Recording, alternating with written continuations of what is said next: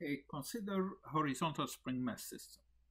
Basically, what we have here with a mass oscillating back and forth with an amplitude of A. We don't have friction. We are assuming no friction. The only horizontal force is the spring force. Now, energetically speaking, since we don't have non-conservative forces, lossy forces like friction, then the change in kinetic energy plus the change in potential energy should be equal to 0 for any moment as the mass oscillates. In other words, the mechanical energy is constant.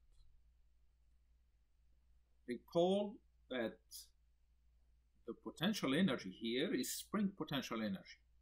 So it is 1/2 of kx squared. The kinetic energy is 1/2 of mv squared. So that's what's going to be constant. Our mechanical energy is going to be 1/2 of kx squared plus 1/2 of mv squared. X is going to depend on time and v is going to depend on time as well.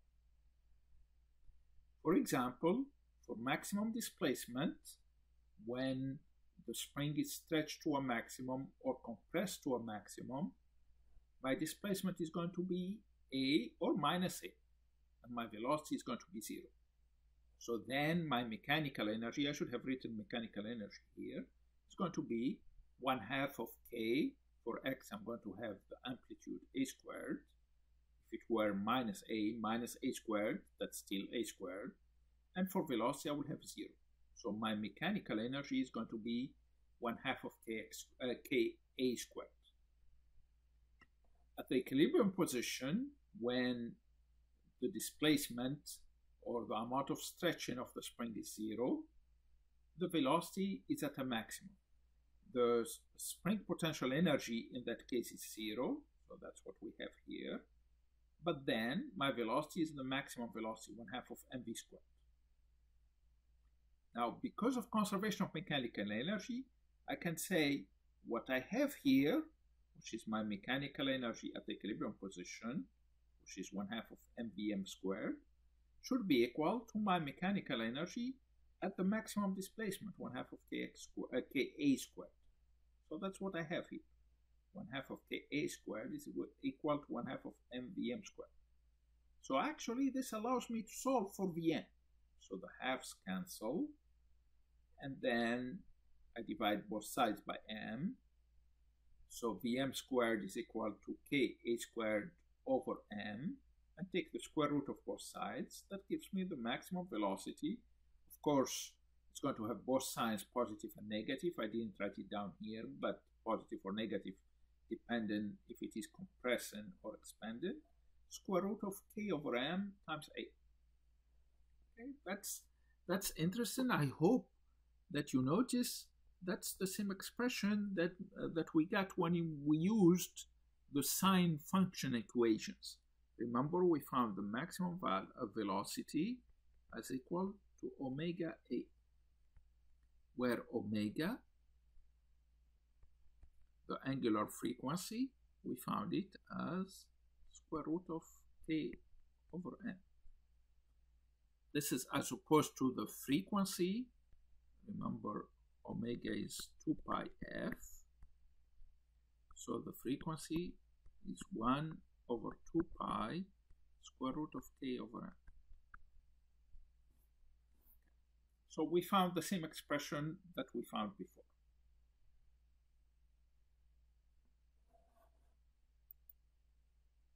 Okay, let's visualize this simulations. First, let's look at the energy versus position graph. So as we play it, notice here. So we have several graphs. The green one is the mechanical energy, the overall energy of the system.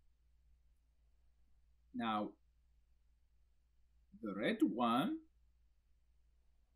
is the kinetic energy. It is 0 at both maximum values, and then it is at a maximum when the amount of stretching of the spring is 0. Okay, let's display it. So it is maximum here at this position, and it is 0 at this position, and when the mass reaches this position. The spring potential energy is this other curve, the blue one. So it is maximum at the maxima positions whenever x is maximum, whenever x is equal to a, and it is 0 when the spring is not stretched. But the sum of both is what gives us the mechanical energy. So a position like here, the spring potential energy is given by 1/2 of kx squared, and the kinetic energy is given by 1/2 of mv squared. Okay, now let's look at this as a function of time. So similarly, we should see the mechanical energy as constant, and that same curve that we were looking at. So for example here, this is my spring potential energy in blue, my kinetic energy in red, spring potential energy another period, kinetic energy for another period, and so on.